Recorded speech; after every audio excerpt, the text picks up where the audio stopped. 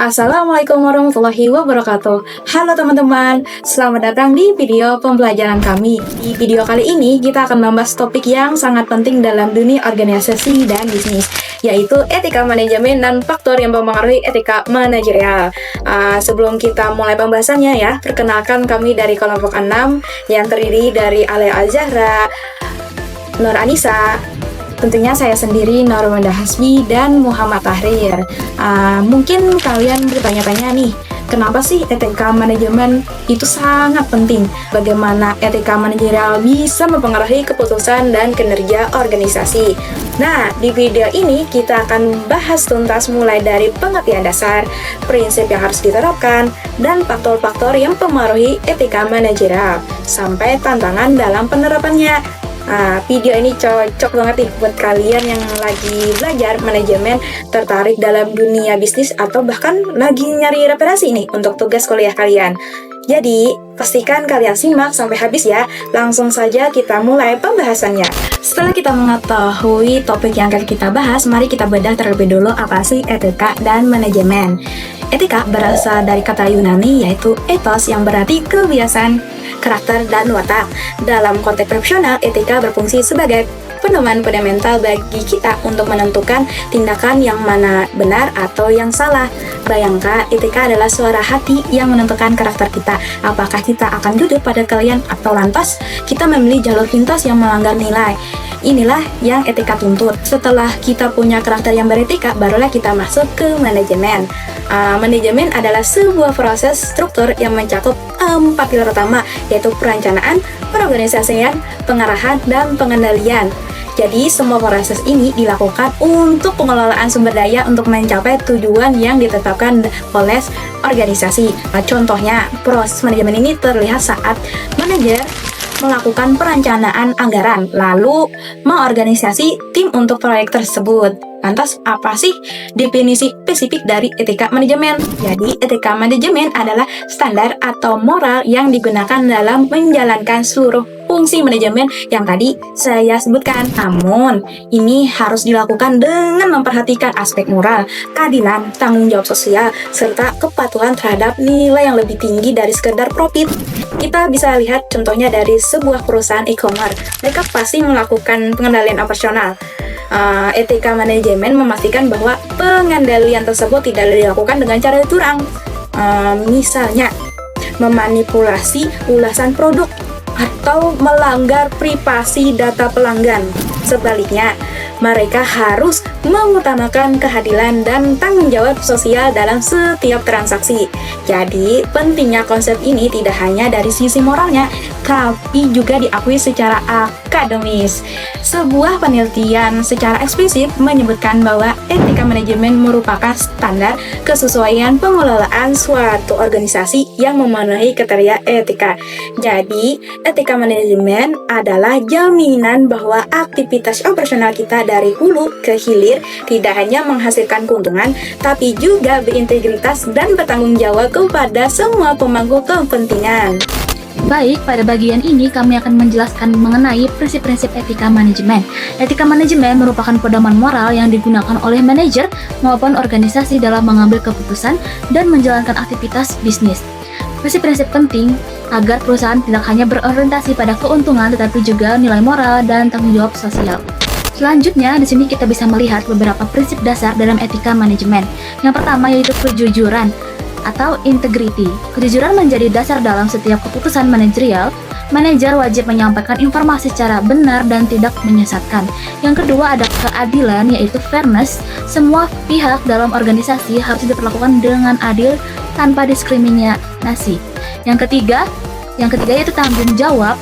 Manajer bertanggung jawab atas keputusan yang diambil serta dampaknya terhadap perusahaan maupun masyarakat. Lalu yang keempat ada kepedulian. Prinsip ini menekankan bahwa perusahaan harus peduli terhadap kesejahteraan karyawan, pelanggan, dan lingkungan. Yang kelima ada transparansi atau transparensi. Keterbukaan informasi sangat penting untuk mencegah penyalahgunaan wewenang dan membangun kepercayaan. Yang terakhir ada nomor 6 yaitu kepatuhan terhadap hukum atau compliance. Semua aktivitas bisnis harus mematuhi hukum yang berlaku agar tercipta praktik usaha yang etis dan legal. Selain prinsip etika, terdapat beberapa faktor yang memengaruhi apakah sebuah organisasi dapat menerapkan etika dengan baik. Faktor tersebut dibagi menjadi dua, yaitu faktor internal dan faktor eksternal. Yang pertama ada faktor internal, merupakan hal-hal yang berasal dari dalam organisasi, yang berisikan tentang 1. Karakter individu atau manajer.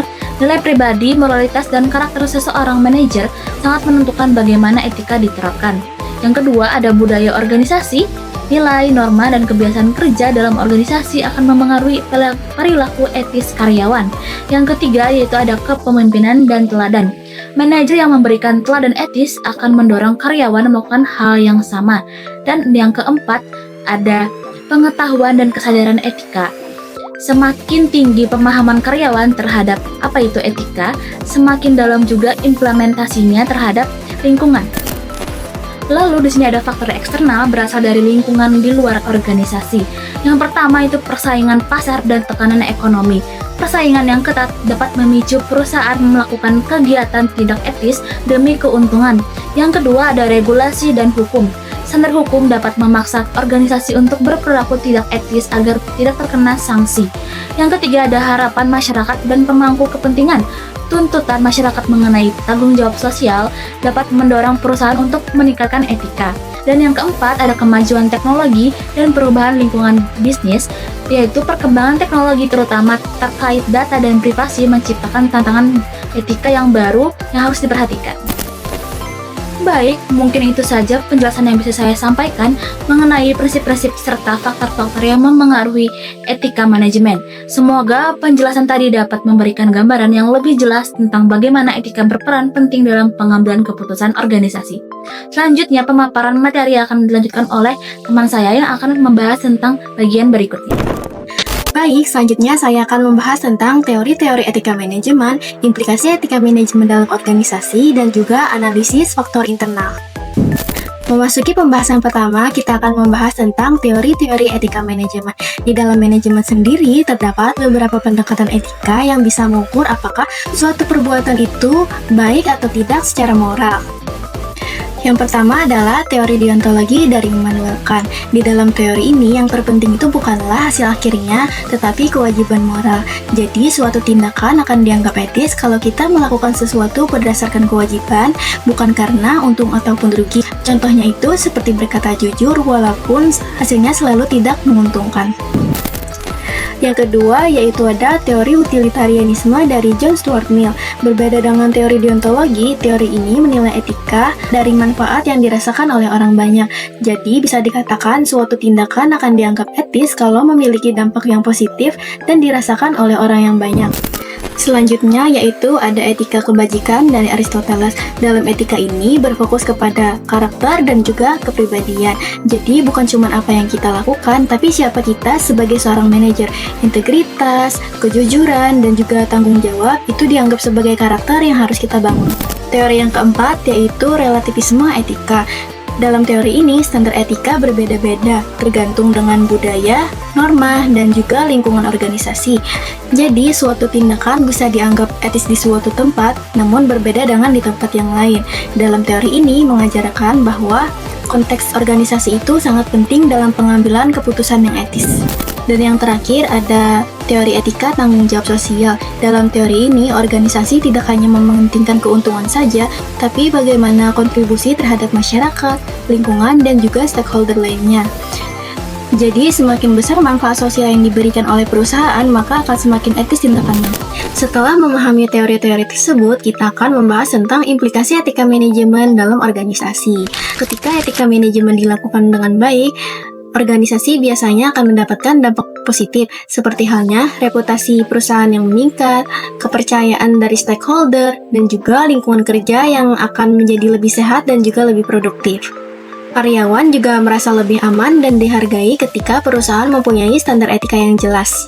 Sebaliknya, ketika etika dilanggar, dampaknya akan sangat serius, seperti kerugian finansial, bisa muncul konflik internal, dan bahkan merusak citra organisasi di mata banyak orang. Ini juga bisa berdampak kepada kepercayaan masyarakat dan juga keberlangsungan bisnis. Kemudian dari sisi internal organisasi, ada beberapa faktor yang mempengaruhi berhasil atau tidaknya pengaruh etika.